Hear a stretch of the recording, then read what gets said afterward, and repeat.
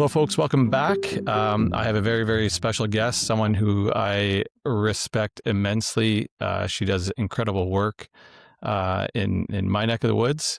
Dr. Shahana Alibhai, welcome to your episode, which is episode 6. Thank you so much for having me. It's such a pleasure to be here. Just a quick intro for the listeners, just to give you an idea of Dr. Alibhai. She's a mom. She's a doctor.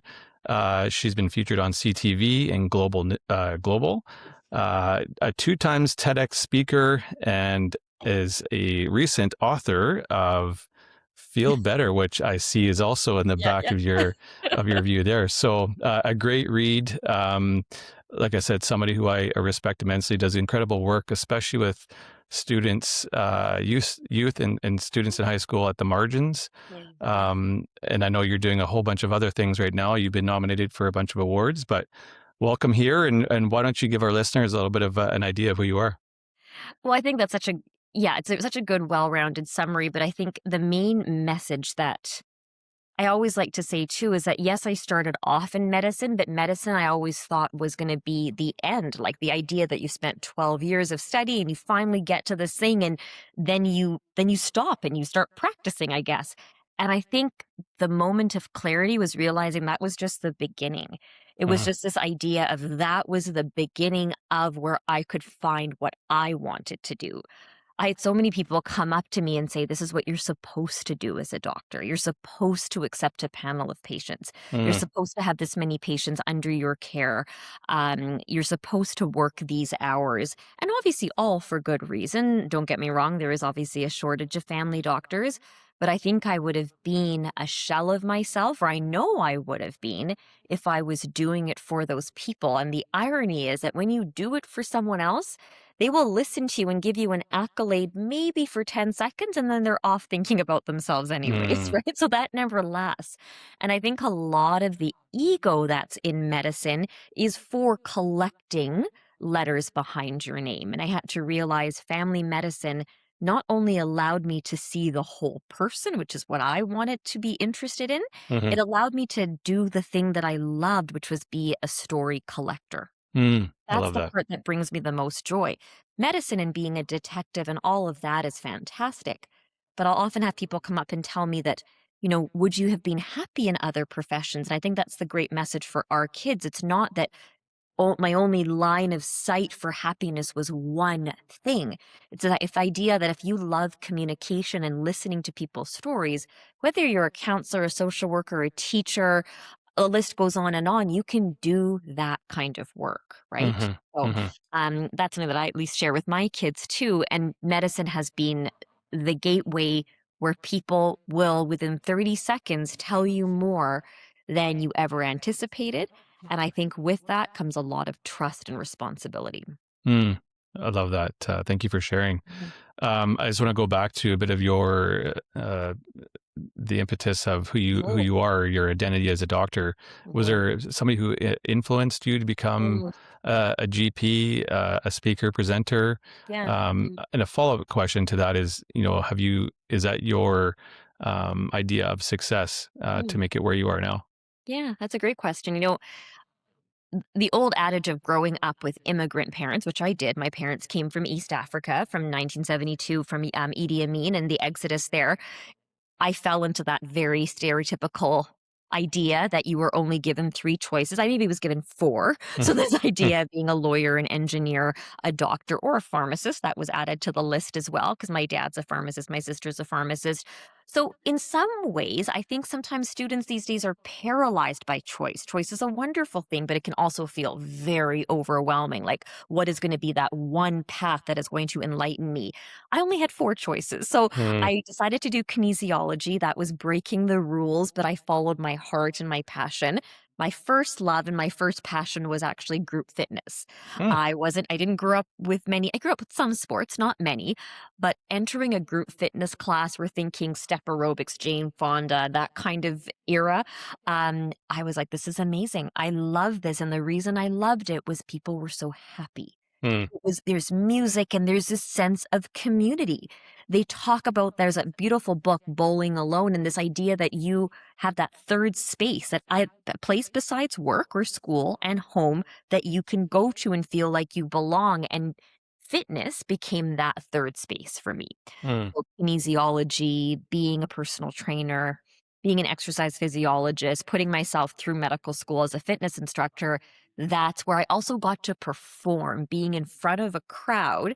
And whether you're doing a step aerobics routine or whether you're doing a keynote, you were still performing in front of people. mhm, And in mhm. some ways, it's transactional. You're saying within the first 7 seconds, they are judging you. I'm only, 5 foot on a good day. I might not look like this prototypical, fitness instructor, but I felt people's trust increase in me the better I was at doing that such and such routine. And that's the same thing in a keynote as well. It's very Mhm, easy to look at you and like, what are you going to teach me? mhm, And then you can see they're putting down their phones and leaning in. mhm, And a surefire way of doing that, the moment a doctor is vulnerable, the mm, moment a doctor will share with you how much I've screwed up, everyone puts down their phone because mhm, that's what people, it's like driving by an accident. We all want to see how other people live, especially people that we often would seek to for advice, right? mhm, So mhm. that was a big thing for me. And then is this the end for you? Like, what are your hopes and dreams for yourself, Yeah, as you move forward? you know what? I never thought that writing a book would be possible. And it was possible with mentorship. If you want to achieve a goal, you need a mentor, you need a coach, and you need a connector, right? You need someone to connect you to the right people and say, this is where you should follow next. Sometimes mentorship can do that. A coach keeps you on track, and a mentor usually has been there before. Maybe you'll find one person who does all three. I found all three of those people along the way. What will evolve from this too, I'm setting my sights on hopefully speaking outside of Canada, Mm, speaking in the States, speaking, in London, in Australia, and New Zealand, and the Commonwealth areas too.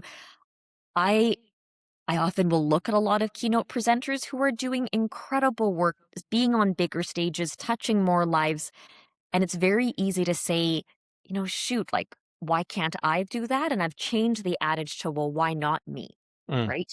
So but I think the more that you chase bigger stages and the more that you chase fame, it's really easy where dollar signs can replace service. And I think as long as you keep the eye on the prize of why is this story important? Why was it important in the first place? It was important and it still is important because this is still a part of my life, the story that I talk about and Feel Better. People, and I'm sure even listening to this podcast, they will hear something and go, that one thing that you said mhm, changed the way that I look at this. mhm, There's no mhm, shortage of information. We have so much information. There's just a shortage of wisdom and wisdom that resonates. mhm. So the way that you say something versus the way that I say something, people need to hear it from you versus me and vice versa, right? So I think hopefully bigger stages impacting more people and maybe different areas as well. And I would imagine, like, to getting to where you are now, Mhm. and I mean, you have your hands in a lot of pies right now, which Mhm. is incredible to see. Um, what obstacles did you face? Either going to get through your doctorate. You Mhm. mentioned that you have an immigrant family. Like, Mhm. what challenges did you have to get through in order to where you are? Yeah, yeah. Well, I think, you know, the story that I tell in the book is one of an undiagnosed mental health condition that started as early as 6. Um, and like anything else too, when you want to hide something, sometimes the best thing that you can do and the thing that works very well in the short term is making sure that everything is perfect on the outside. So that became the ultimate defense mechanism, right? It Mm, was top student in this and student of the year in that, and it was accolade after accolade. However, it was really lonely because it was just me and I had a collection of hardware, but yet all of it at the end of the day was to probably hide this fact or this thing that caused a lot of shame, right? mhm, As many things do as well. Mental health sometimes is not a unipolar thing. It morphs into different things depending on the situation. So the OCD then became an eating disorder, which then became an overcompulsive exercise disorder. And we see that with many forms of addiction as well. It will take on different flavors throughout your life. And medical school became the ultimate distraction for me as well, right? It kept my mind busy. My husband and I were doing a long distance relationship during that time as well. But the jig was up during the postpartum period, right? This Mm. idea that I could keep myself perfect. I could not keep that baby perfect. So like it worked really well for me, but baby did not follow the rules. He's now Mhm. 10 years old. And things that was my rock bottom moment of Mm. this you can't sustain this. But to heal from that, I had to heal as the 6-year-old who was so scared of trying to figure out what symptoms you were having or I was having, right? So, Interesting. Yeah. yeah. And just on that lens, like, are Mhm. you finding a lot of people not dealing with their past traumas in order Oh. to see success in their eyes? Oh, of course, yeah. And there's so many layers sometimes of past trauma as well. There's the layers that you recognize and the layers sometimes that are still invisible to you, right? And the Mm. other thing is that defense mechanisms are used because they work to a certain extent. Even right now, I have to be very careful and cautious. Like, why am I doing what I'm doing? Is it still to chase perfection and accolades, even under the guise of mental health? Or is it to be the most and I hate using that word, but to be the most truthful version that I am. I'll never forget the first time I used the words OCD on a podcast, I thought the world would implode. I'm like, "Oh my goodness, nothing happened?" Mm. And it was the most freeing thing ever. And then I had people reach out to me and go, "Me too. I've been there as well. Tell me more." And there's this magical thing that happens the minute you dip your toe into the water of vulnerability. Somehow it's like people kind of go and, oh my goodness, I'm not the only one going through that as well. So I think I still have, I always say mental health is not an upward, forward, beautiful tracing. Maybe it is for some people. For me and for many, it's an ECG tracing. It's up, down, right? So Mhm. don't ever mistake mental health for like a skin infection where I can give you 7 days of antibiotic and you're good to go. Mhm. Oftentimes it's not that simple or that easy. It's a constant daily work in progress, right? Yeah. So one more question regarding yourself, and then we'll move Yeah. into maybe supporting some practical things for Mhm. others. But the idea that you're helping others on a daily basis, Yeah. including your own family, Yeah. how do you? What are some things that you do to keep yourself grounded? Yeah. Yeah. Yeah. From a clinical point of view, the reason that I've chosen the clinics that I work at and the way that I do is because I am not the only one there. Medicine's actually a very solo sport. We talk about, this idea of having you're collegial in family medicine, but once a patient's in the room with you, the door is closed. There's no collaboration. You're not going and talking to your colleagues. You're not debriefing. I work at the foundry, obviously. There is an alternate school system that I work in as well, I should say. And all of those environments have a team. I can come outside and debriefing, being able to talk to other people, the nurse practitioners, the nurses, the other physicians about what I've just seen, what I've just dealt with. And coming together is one of the most therapeutic things, especially when people are, through no fault of their own, talking about very, very deep and Hmm. serious things that I often will be like, "You've just given me this thing wrapped up in, um, not quite a gift, but a package. Where do Hmm. I put that? Where do I put that now?" So I think the idea of debriefing and coming together collectively is absolutely huge. Learning to actually set parameters. Everyone says, "Well, you're working so much." Well, no, I work only a couple of hours shift 2 or 3 days a week, that's it. It's not 9 to 5 in that kind of trauma-filled setting. I wouldn't be able to sustain that too. So, Hmm. learning to say no is just as important as learning to say yes. So, I keep a lot of Mondays and Fridays open for reflective time, for meetings, for podcasts, because this is where I get my energy from. Hmm. Once I get the energy, I can go and give it to patients. Yeah. Yeah. Yeah. The kind of the old adage, right? You can't take care of somebody else until Yeah. you've taken care of yourself. Oh, But absolutely. Yeah. in your book, Feel Better, Mhm. is there an example of people feeling stuck, or an equivalent, like of people feeling stuck even though they feel like they're doing the right things? Mhm. Mhm. Can you share one? Yeah. No, absolutely. I think that can think about to ask yourself in those situations, whose standard are you doing the right things by? Are you doing the right thing by society's checklist? Like we all have that invisible checklist: get married, have kids, have the 9 to 5 job. Like, we say that we're trying to break the norm, but we all have that somewhat programmed in us too. So I Hmm. think you feel stuck because of the whisper. I call it the whisper of there's something inside of you that goes, okay, I'm not asking you to completely obliterate your whole life, but listen to that thing inside you going like, what actually brings you joy? There's this beautiful quote that says, what in life makes you feel the most lifey? And it's just Mm, this funny thing to say, like, was it going for a walk? Was it gardening? Was it doing art? You don't have to take that up as your full-time job, but how can you inject more of that? That's what you need more of. But you only can know that if you pay attention to how you're feeling. mm, And most of us have complete disabandonment between our mind and our body, because most of the time the interface between mind and body is called this: it's our phone. We're mm, mhm, constantly on our phone. There's no paying attention to how anything feels anymore, because we can suppress it, we can deny it, we can blame someone else, or we can just numb it out on our device too. mhm, So the stuckness just means, as a signal to me, pay attention to what makes you feel the most alive. mm. Um, I'm just kind of reflecting on my own Mhm. experiences as you're going through that.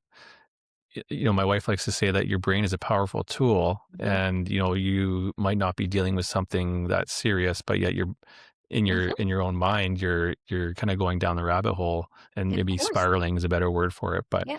Yeah. um, I guess that's something that I don't know how many people you see in a day or in a week, but Mhm. is that something that you're experiencing often? Is that a trend, or is that? Oh, certainly. No, no, no. Certainly not a trend as well. But it's a constant. It's a Mm, constant. I work in breast cancer as well. That's one of my jobs. I've done that for 11 years now in the breast health clinic in Abbotsford, and something that just fascinates me. And when you work at a profession so long, you can go beyond the diagnosis to go, how do people react in times of such grave stress and uncertainty? Waiting, there's two pieces to that: waiting for the diagnosis and actually getting the diagnosis. mm, And everybody is allowed to have their own reaction 100%. But I'm always so struck by some people who are like, it is what it is. I can't do anything about it. Why worry? mm, And other people who have wound themselves into such a tight knot or several knots, and it turns out to be completely fine. And it's, once again, I I can never speak to how I would go through that because I haven't gone through that journey before. But it just makes me wonder, what was it about them in their childhood and growing up that allowed that mechanism to actually work for them, right? mm, That's the question, right? mhm, Both of those things in their head is working for them. But what was it about their upbringing that allowed them to do that as well, too? I really envy the ones who are just like and let it go and just go with the flow, because I mhm, don't think I really have that genetic button yet, but I find that really interesting as well. And if you realize that it's called metacognition, this idea that, can I be aware of my thoughts? Like, can I be aware of what I am thinking? mhm, And therefore, can I regulate what I'm thinking? I mm, think some of us have the self awareness piece kind of maybe down, but then to regulate on top of that is a whole nother kettle of fish, too, mhm. right? So I think it's just this idea that, how well can you be aware of those thought patterns that you are entering, right? Kind of related, are Yeah. there misconceptions around mental health that you wish you could change, Yeah. or maybe people should understand? Oh, yeah, so many, so many. I think, oh, there's a couple that I like to say: that mental health is either a you disease or a me disease, but it's an either or. It's the fact that I don't have diagnosable anxiety or depression, and therefore I'm untouchable. The idea that the more power, prestige, letters behind my name, therefore, once again, I am actually shielded. And I often say that those people aren't shielded. We're actually more porous than ever before. The more that you think it's not going to happen to you, the more that you should be looking behind your shoulder and going, actually, it is one of the most humbling things to admit. Mm, I think mental health, although it becomes this diagnosis of, yes, you meet criteria or not, The better question is not whether you suffer with a mental health diagnosis, is where are you at in your emotional health?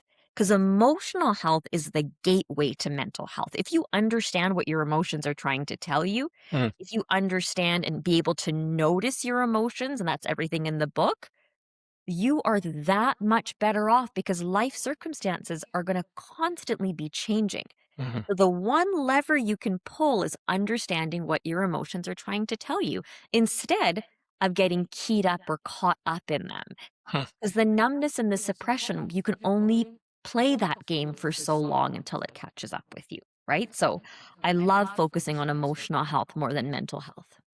What are some early signs that somebody's not okay, even though they appear well on the surface? I mean, we kind of talked about it earlier. Um, you know, somebody's kind of dealing with it, go with the flow. I think you had said, is that when people snap, like, or explode? Like, what does that look like? Yeah, yeah. There's this great quote, and I'll just paraphrase, I should say, and it says, this idea that most of man's problems could be solved by sitting in a room alone with their thoughts. Hmm. And even me saying that, most people would go like, I don't want to do that. I don't wanna do that. I'm not a meditator by like, and I use like micro meditations. Like I'll be drinking my tea and trying to focus in on the tea. Hmm. I personally feel because this is if I said like what are the signs and symptoms of someone going down a path where they should get help, it's all of the typical things people think about, right? The withdrawing, they're not getting as many social connections, their sleep is affected, their appetite is affected, they're Hmm. feeling more guilty than usual, they're not getting pleasure in activities. I think most people can kind of gauge that. The thing that's a lot more insidious, I feel, is to be honest, the role of our phone. I think Oh. the more attached we are to our phone, whether it be scrolling through social media, whether it be this feeling that you have time blindness with your phone, all of a sudden half an hour has passed by, you don't even know where the time has gone. Those to me are more of the paper cuts that lead to the hemorrhage.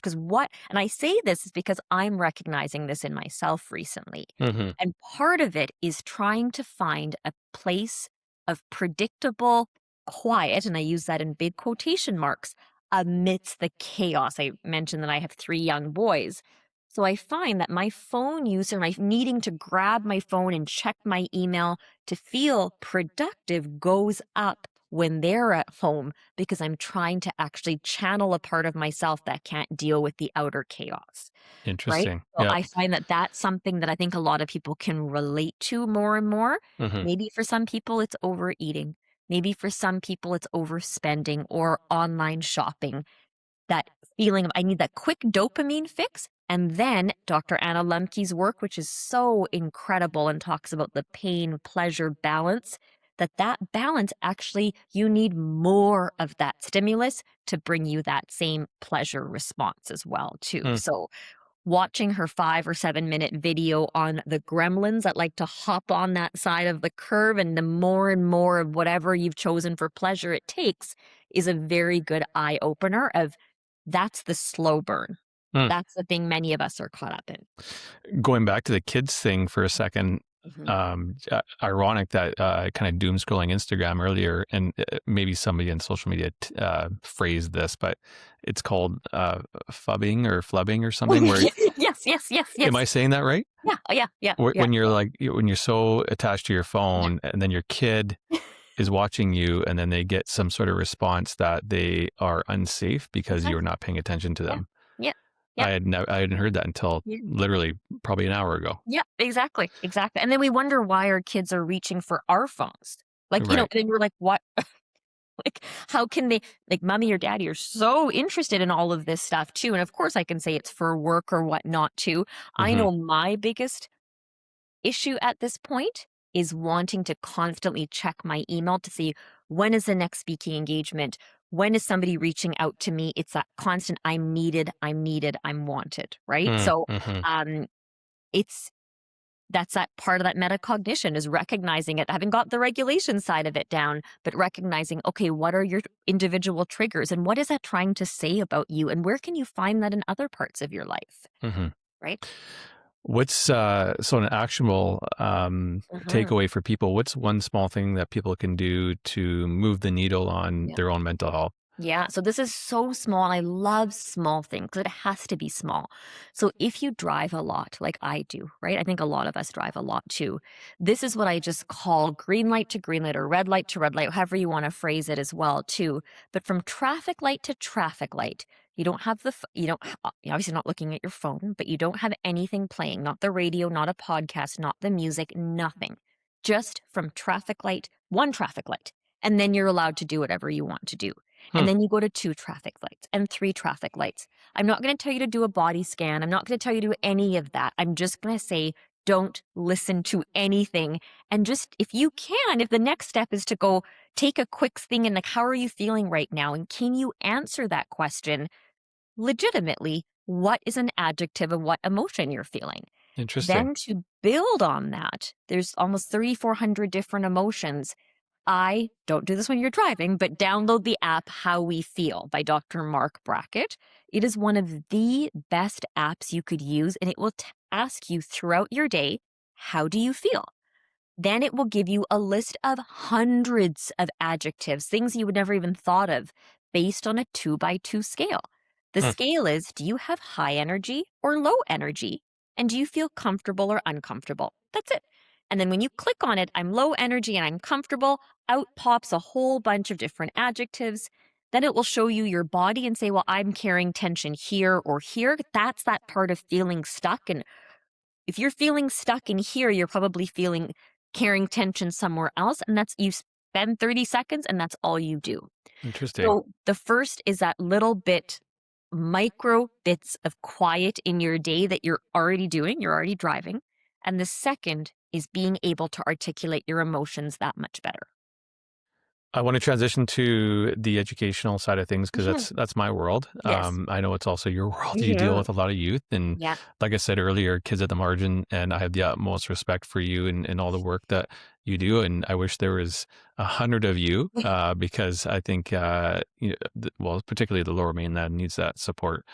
Um, what w- w- what are some of the things that kids are struggling with that maybe society doesn't really know? Maybe they do know, but what are some of the things that our youth are having challenges with right now?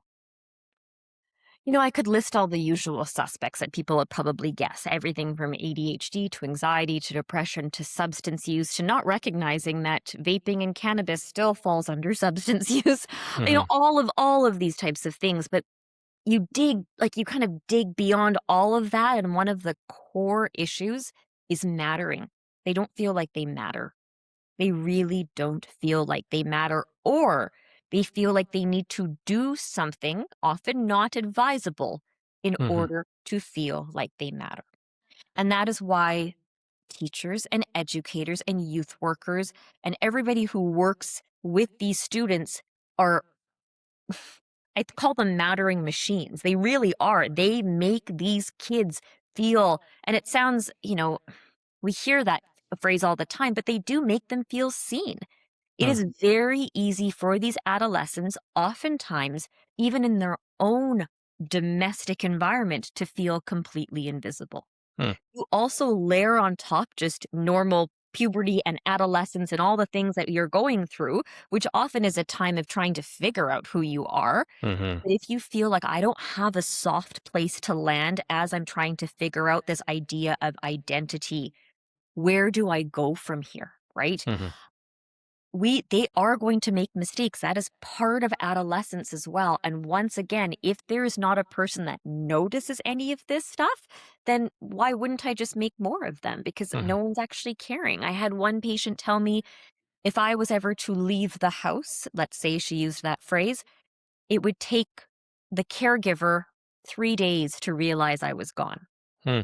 Like, Wow. we'll just, you don't need to say anything more from that. Yeah. And as a Yeah. parent, and obviously you being a parent too, it's hard to kind of fathom that too. But I often get asked to medicate a mattering problem. Hmm. Think about that. Can you medicate a mattering problem? You can't. You can't. Yeah. That's, I mean, kind of leading to my next question. And as I'm gonna ask you it. I'm kind of answering my own question, but how can parents and or educators make a small change for kids to feel safe about opening up Yeah. to adults, trusted adults? Yeah. Yeah. Yeah. This research comes from the Gottman Institute as well. And a lot of people are familiar with their work because they have the relationship lab and the love lab and do a lot of that kind of work on couples. But I like to extrapolate some of the research to the education world by saying if you are going to tell me something, or if I'm going to tell you something and I'm going to trust you, you need to think of a big, thick layer of cake with multiple different layers. You need to have a 5-to-1 ratio of positive experiences with me to one negative experience, right? So that's what that thick cushion that educators, youth workers, everyone who works with students needs to have that many positive interactions of I see you, I Mm, hear you, I can see that you're trying to do this. There, of course, are going to be interactions that are uncomfortable or what I call maybe do less of this, do more of this mhm, kind of feedback. But that is the ratio and that just takes leadership and educators wearing a special kind of actually imagine putting on glasses when you're going to work, mhm, right? You can take them off at home or you can keep them on for your spouse, but what if you had to sportscasters are the best at this. mhm. You never watch a hockey game and they say and they scored and that was it, right? Like they never do that, right? Right, It's right. this Not happened, this monotone. happened. It's a play by play. Educators are great at the play by play. Give youth the play by play. Mm, I saw that you tried this. I saw that this, whatever the case might be, that I think youth respond really, really well to that too. The second TEDx talk that you had mentioned, the title was Letting Them Lead. And the entire TEDx talk was the power of coaching in medicine. Not just me being their coach, sure, that's probably obvious. It was the power of them coaching me. mm, And that's it's not a trick, but that's the strategy I've used for the last 12 years. And it has held me in such good stead. Sometimes adolescents don't want to talk to me or they're like, why am I here? yeah, yeah. And I get them talking about things they love. And I've learned more about nail art and eyeshadow and all sorts of things in that time because it's the best the best emotion that we all need, corporate leaders and educators alike, is curiosity. But it can't be fake curiosity. It Mm, has to be real, genuine, authentic curiosity. And let me just tell you, to have real curiosity, you better have half a cup worth of juice when you from home to work. Like you can't be running on empty at work because people can see right through that, right. right? So, That's a great segue to my next yeah. question. Okay. Focusing on the adults now. Mhm. It's one thing, especially in the educational world, is burnout. Mhm. And yeah, I read Twitter and Facebook, and a lot of the comments is, staff are overworked and they're exhausted. Well, not just educators, but maybe in your line of work as well. Like how can adults avoid or help themselves with avoiding burnout? Yeah. Yeah. First and foremost, I think we need to reframe burnout is not the diagnosis. It's not like it is a diagnosis, but it's the symptom. It's a symptom of the problem, right? Mm, The burnout I feel versus the burnout you feel might be coming from 2 or 3 completely different sources. Burnout, the 3 things that characterize burnout is me feeling completely ineffective, me feeling cynical or cynicism, and then emotional exhaustion. And the best way, I'm not sure if you've ever done this before. I do this way more than I like to admit, where you plug your phone in, but you actually forget to plug it into the wall. Like you actually never, so you're like, I'm charging it, but I'm actually not charging it. And I love that visual representation because that's what the symptom of burnout is feeling disconnected. I'm not charging, I'm not plugged into anything. mm, That life-giving effect of when you speak to a student or when you see them cross the stage or see them do the incredible things that they're doing, the hard is always going to be hard, but it makes the hard that much easier. mhm, When someone is suffering from burnout, they don't feel any of that peace as well, too. So we know that the number one thing to protect against burnout is making people feel that they are valued, they're seen, and they're not just seen for their professional role, They're seen for being a parent. They're seen for taking care of elderly parents. They're seen for their own health condition, and they need to feel like they add value. They Hmm. need to feel like, and I love this quote or this phrase that you can say, because of you, X, Y, and Z happened. Without you, this wouldn't have happened. Humans need significance, whether you like it or not. Hmm. And it's not significance in an ego way. It's a significance to say, I I take up space in a good way here. Hmm. So that is education and healthcare. Their problems, we shouldn't be waiting for resolution. We should be waiting for evolution.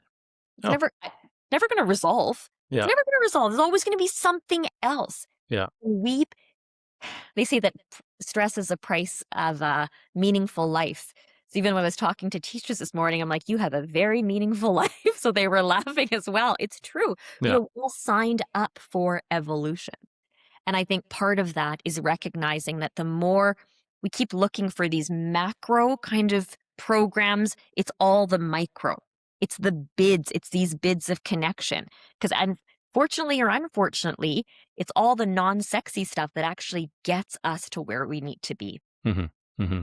So the byproduct of avoiding burnout, Mhm. in my mind, is resiliency or having some sort of Mhm. toolkit. Yep. What does resiliency look like Yeah. in either youth or adults? Yeah. Yeah.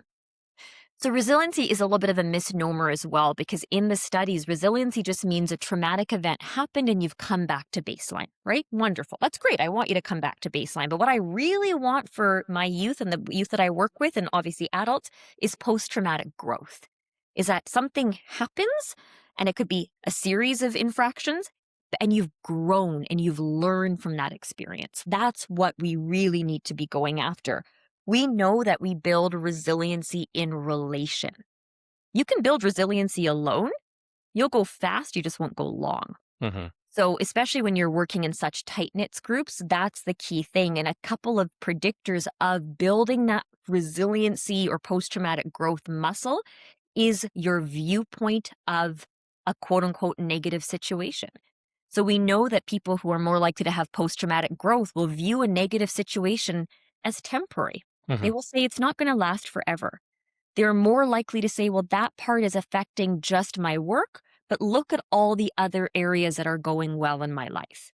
And they are more likely to say, I can take ownership for that piece and this piece I can learn from, versus that negative model saying, look, you never, look, you always, look, you should be doing this. So that's the 3P rule, what separates the pessimist from the optimist for post traumatic growth. Hmm. The pessimist will say it's permanent, it's never going to change. It's pervasive, it's going to affect every single area of my life, and it's personal. I screwed up. I'm the reason why. I made a mistake. And it's Hmm. okay to own your mistakes, but when you are berating yourself and putting yourself down, that's where we need to draw the line. And that's what the research shows. So that's what I imagine is taking a balloon, and every time you have that kind of situation, you go pop. Like, is it permanent? No, it's not permanent. Is it pervasive? No, it's not pervasive. And what can I learn from this? That Carol Dweck's growth mindset sort of stuff. So Hmm. that are 3 practical questions you can ask yourself to build that resiliency muscle. I am trying to absorb as much as I can over the last 35 minutes. I could talk about this for hours. Yep. But being cognizant of your time, how about a few rapid fire Yeah, questions? sure. Of course. Okay. Your favorite person to follow, the podcaster, doctor, et cetera, et cetera. Yeah. Oh, that's an easy one. Dr. Jen Gunter. She wrote, she is I have a very big girl crush on her. She's an obs-gynae. She's actually Canadian. Then she went to the States and now I think she's back in Canada. She wrote Blood, the Menopause Manifesto, the Vagina Bible. And she is one of the best women's health advocates I've ever followed. I've never met her. I'd Mm, love to meet her one day. She tells it as it is. Women's health, thankfully, is having a resurgence. There's more interest, but with that comes misinformation and disinformation. mm. And with that comes a lot of financial gain. So, how do you protect us when you have this surge of information and lack of wisdom?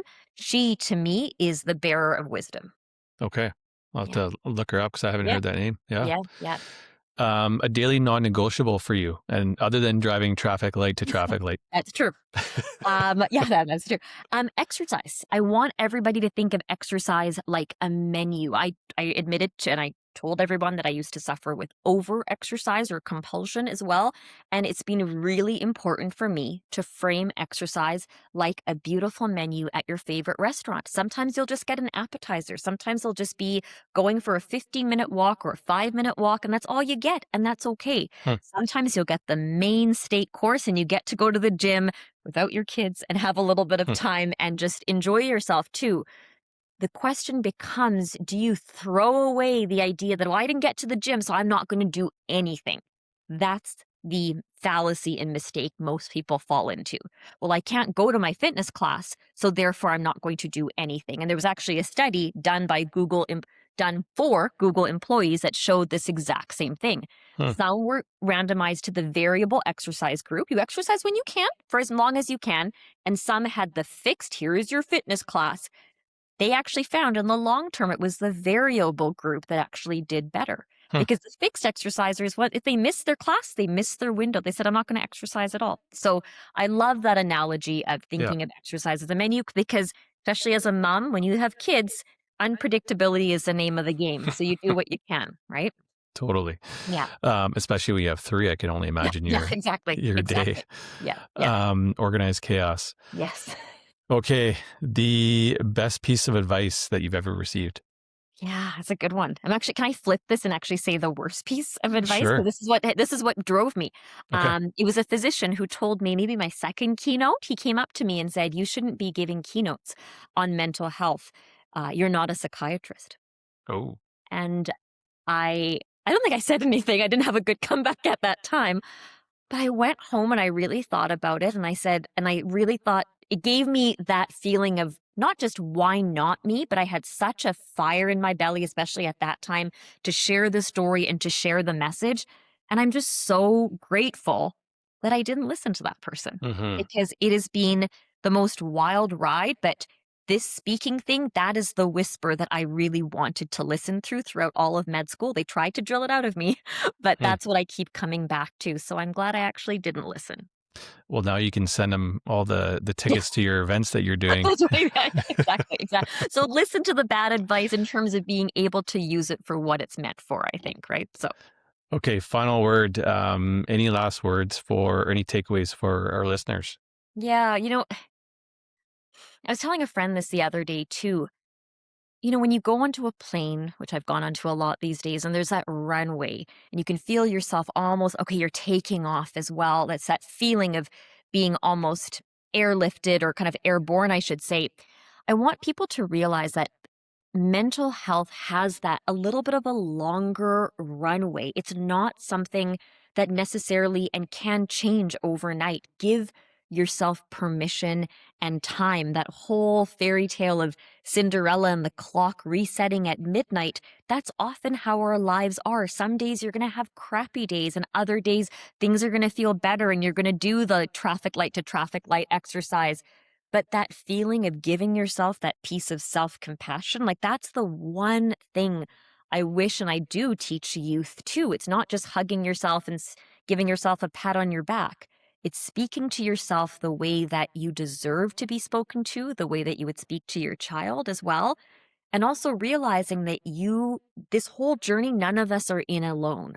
Hmm. I think the feeling of being, you're all unique. I said that in my last TEDx talk. All of my patients are as unique as a snowflake, but you are also universal in the sense that we are connected through this constant struggle that many of us go through, Hmm. myself included. I know your time is valuable. I so appreciate you coming on. Like I said, I could listen to you for hours and ask another 100 questions. Okay. Well, So I'm hoping one day we can do this again. But yes. thank you so much, Doctor. Oh, my pleasure. And I'm so proud of you and excited for you for listening to this whisper as well, too. It's going to help a lot of people. I Thank appreciate you. that.